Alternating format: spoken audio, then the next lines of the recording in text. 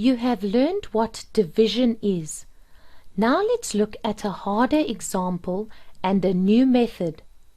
Let's look at 973 divided by 7. To help us do this, we will look at the 7 times table, the 70 times table, and the 700 times table. We're going to start taking numbers away from 973. In the first column, we can take away 700.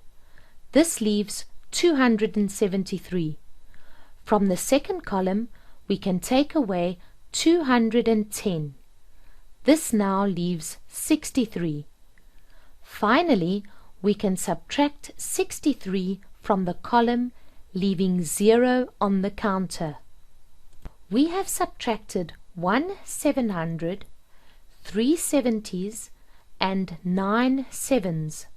The answer appears as 139. As before, we can write it like this. This time, 7 goes into 9 once, with a remainder of 2. This remainder is placed in front of the 7 to make 27.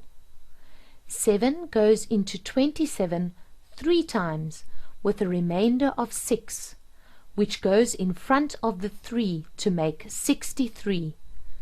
Then 7 goes into 63 9 times with no remainder. The answer appears above the bracket. We have worked out that 973 divided by 7 equals 139.